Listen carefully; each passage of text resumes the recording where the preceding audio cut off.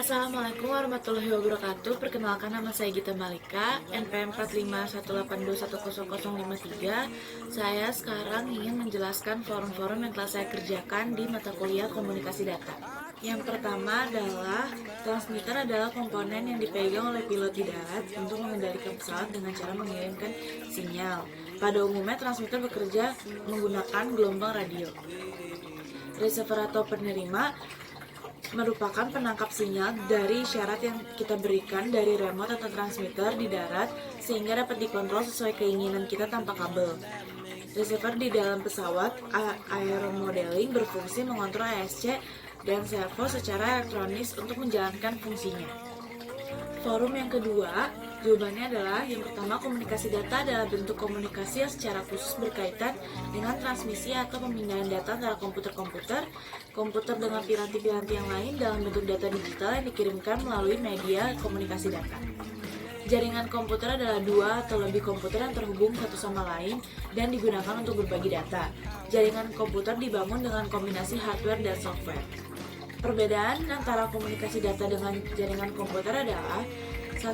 Komunikasi data merupakan bagian dari jaringan komputer, di mana sebuah jaringan komputer akan bekerja dengan cara mengaplikasikan komunikasi data. Kedua, komunikasi data diaplikasikan secara logis, di mana memanfaatkan jaringan yang sudah ada. Sedangkan jaringan komputer lebih mengarah kepada bentuk fisik yang mengakomodir kebutuhan logis dari sebuah komunikasi data. Jawaban nomor 2, 3 kendala komunikasi data. Yang pertama, waktu tanggapan sistem atau kecepatan waktu tanggap atau response time. Ukuran kecepatan sistem dalam memberikan tanggapan atas input data yang dimasukkan. 2. Throughput, istilah komputer jumlah kerja yang dapat diselesaikan dalam satu waktu. Throughput, ukuran beban sistem presentasi waktu untuk pengiriman data dengan melewati media transmisi tertentu, memaksimalkan jalur transmisi pada berbuffer lebih cepat. Yang ketiga, manusia atau SDM yang belum terlatih. Contohnya faktor manusia, faktor perancangan sistem, kesalahan dalam melakukan input, dan minimalisasi karena kesalahan human errors. Berikut adalah jawaban forum 3. Yang pertama, nama saya diambil dari dua kata, yaitu T dan A. Dan ini adalah bitnya. Yang T itu 1010100, dan yang A itu 1000001. Yang kedua, nama saya Gita Malika, yaitu bitnya 1000111, dilanjut 1101001, dilanjut lagi 1110110, dilanjut 1100001, dilanjut lagi 1001101, dilanjut 1100001, dilanjut lagi 1101100, dilanjut 1101101, dilanjut lagi 1101111, dan yang terakhir 1100001. Yang ketiga, tanggal lahir saya 18, bulan 9, umur saya 19 tahun. Pada saat saya pengerjaan tugas ini, totalnya 46. Nomor 1, 46 dikali 8 sama dengan 368 bit. Lalu 368 ditambah 8 sama dengan 376 bit. Nomor 2, 368 dibagi 376 dikali 100% menjadi 97,87%. Nomor 3, 46 dikali 8 sama dengan 368 bit. Dilanjut 46 dikali 4 dalam kurung 2 start bit dan 2 stop bit, sama dengan 184 bit. 368 ditambah 184 sama dengan 552 bit. Nomor 4, 368 dibagi 552 dikali 100% menjadi 66%. Nomor 5, kesimpulannya adalah dengan perbandingan di atas lebih efisien sinkronus daripada asinkronus transmission. Selanjutnya adalah jawaban pada forum 4. Yang pertama, sinyal waktu kontinu. Sinyal waktu kontinu didefinisikan pada interval kontinu A, B bila nilai sinyal adalah seluruh harga pada suatu daerah hingga atau tak hingga, maka dikatakan sinyal bernilai kontinu. Secara matematis, sinyal kontinu adalah fungsi dari variabel kontinu. Contoh sinyal analog adalah X, T, sama dengan cos T, dan sebagainya. Sinyal waktu diskrit didefinisikan pada interval diskrit. Bila nilai sinyal adalah satu set dari beberapa kemungkinan nilai, maka sinyal dikatakan bernilai diskrit. Sinyal waktu diskrit dengan nilai diskrit disebut sinyal waktu diskrit dengan nilai diskrit disebut sinyal digital. Secara matematis, sinyal diskrit adalah fungsi dari variabel diskrit. Jawaban nomor 2, kabel pasangan berpilin atau twisted pair cable pada dasarnya merupakan pasang kabel tembaga yang diputar bersama-sama berbentuk spiral dan dibungkus dengan lapisan plastik. Twisted pair cable ini pada dasarnya dapat dibedakan menjadi dua jenis, yaitu kabel UTP dan STP. Diameter twisted pair sekitar 0,4 mm hingga 0,8 mm. Kabel koaksial adalah kabel dua konduktor yang mana satu konduktor berada di rongga luar mengelilingi satu konduktor tunggal yang dipisahkan oleh bahan isolator. Kabel jenis ini memiliki impedansi transmisi yang konstan serta tidak menghasilkan medan magnet sehingga cocok untuk mentransmisikan sinyal frekuensi tinggi. Yang terakhir, kabel serat optik.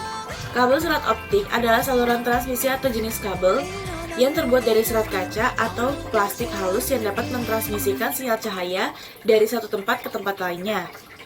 Sumber cahayanya dapat berubah sinar laser maupun sinar LED. Diameter kabel serat optik sekitar 120 mikrometer. Berikut adalah jawaban forum 6.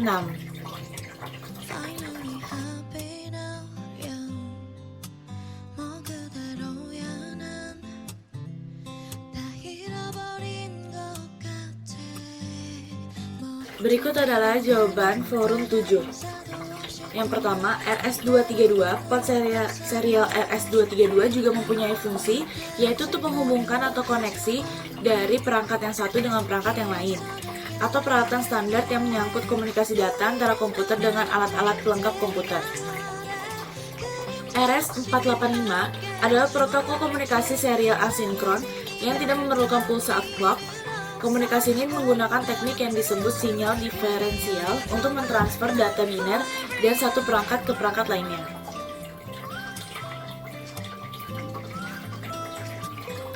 USB adalah standar bus serial untuk perangkat penghubung, biasanya kepada komputer, namun juga digunakan di peralatan lainnya seperti konsol permainan, ponsel, dan PDA. Port USB juga dapat digunakan dalam pengiriman file dari komputer ke Android. Ethernet adalah sebuah network yang menggunakan Ethernet sebagai protokol, sering disebut Ethernet Network. Fungsi Ethernet Card berfungsi membantu pertukaran file dan data melalui jaringan komputer. TCP atau IP merupakan standar komunikasi data dari komputer satu ke komputer yang lain di dalam jaringan internet. Protokol ini banyak digunakan oleh komunitas untuk standarisasi komunikasi yang digunakan. Protokol ini berupa kumpulan protokol atau kumpulan protokol. IEEE 802.11 merupakan institusi yang melakukan diskusi, riset, dan pengembangan terhadap perangkat jaringan yang kemudian menjadi standarisasi untuk digunakan sebagai perangkat jaringan. Berikut adalah forum 8.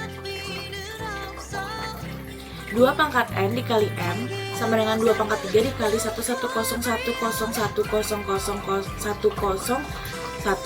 sama dengan 1000 dikali 110101001101 sama dengan 11011011001100. Itu adalah nilai dari 2 pangkat N dikali M.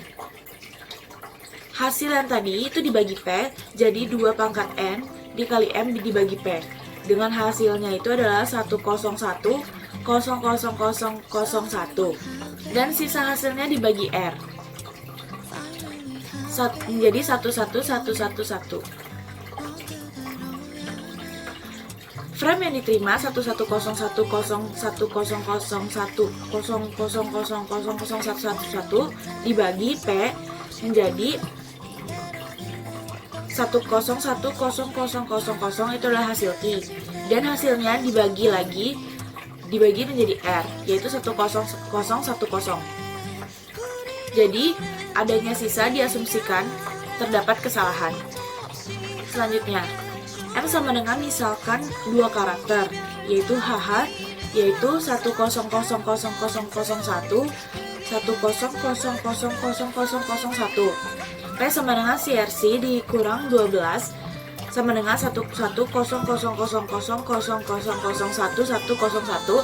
L sama dengan 4 bit, sama dengan 4 bit itu adalah sama dengan 2 pangkat 4. Dan ditemukan hasilnya itu adalah 10110, sisa 1101111110001.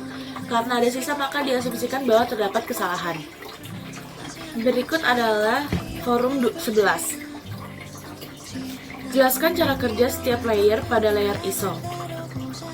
Satu physical layer, bisa dibilang bahwa physical layer ini adalah yang paling utama. Tanggung jawabnya OSI layer ini adalah dalam hal melakukan transmisi terhadap big data. Tentu saja hal itu dilakukan dari physical layer pengirim dan ditujukan kepada physical layer penerima. Nantinya di sini data juga akan ditransmisikan dengan memakai jenis sinyal yang telah didukung media fisik. Katakanlah seperti kabel, tegangan listrik, frekuensi radio, atau bisa juga infrared dan cahaya biasa. Cara kerjanya, physical layer data akan dikirim lewat medium jaringan ke lapisan transport penerima, setelahnya alur berbalik dari physical layer ke application layer pada komputer penerima. Data link layer. Ketika proses transmisi data sedang berlangsung, maka akan ada potensi terjadinya kesalahan. Maka inilah yang menjadi tanggung jawab dari OSI layer layanan data link layer ini, di mana tugasnya memang melakukan pemeriksaan kesalahan.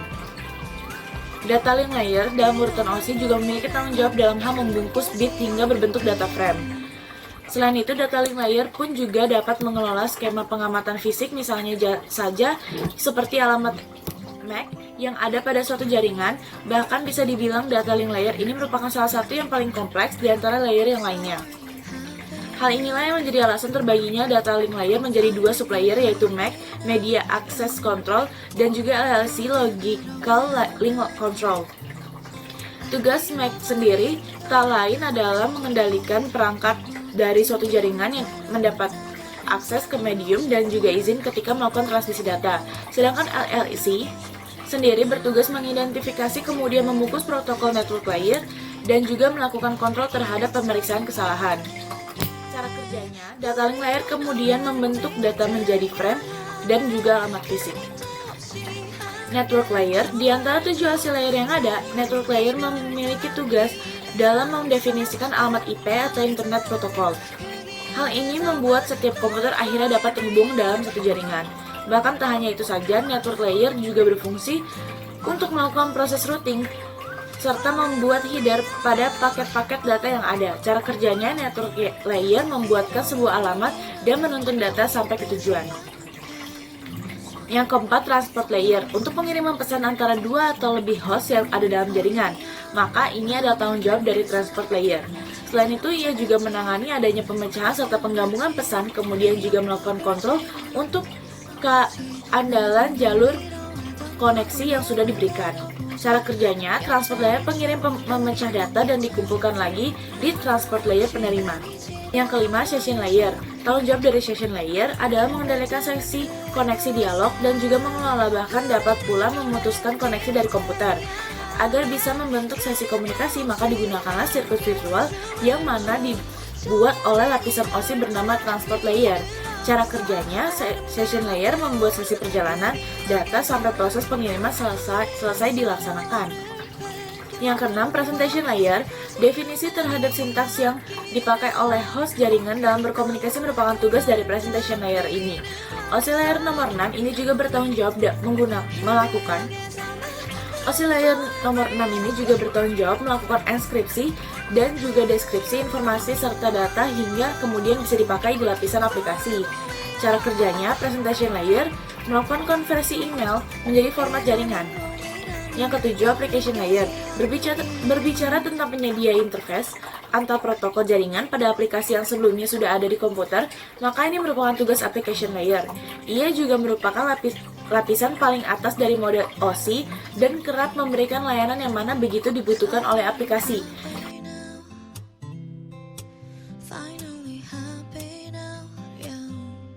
Selanjutnya adalah jawaban forum 12. Prosedur komunikasi serat optik adalah satu sinyal awal atau source yang berbentuk sinyal listrik ini pada transmitter diubah oleh transducer elektro-optik menjadi gelombang cahaya. Yang kedua, gelombang cahaya selanjutnya ditransmisikan melalui kabel serat optik menuju penerima yang terletak pada ujung lainnya dari serat optik. Yang ketiga, pada penerima sinyal optik ini diubah oleh transducer optoelektronik menjadi sinyal elektris kembali.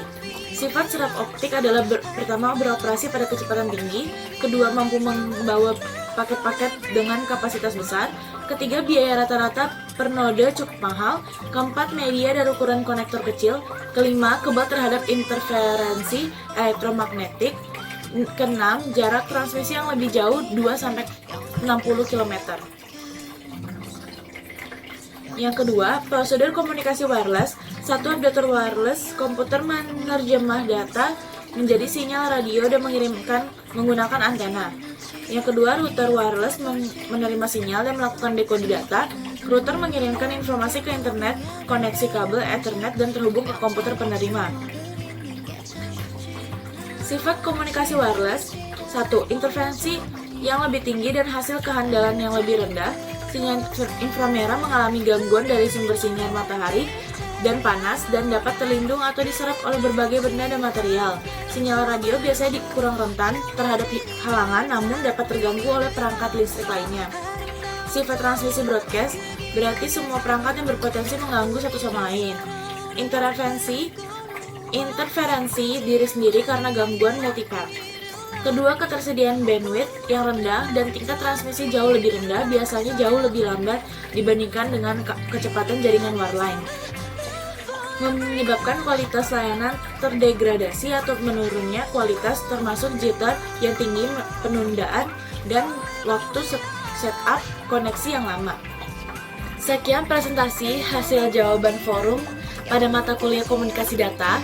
Saya, Gita Malika, mohon undur diri. Jika ada salah kata, saya mohon maaf. Saya ucapkan terima kasih. Assalamualaikum warahmatullahi wabarakatuh.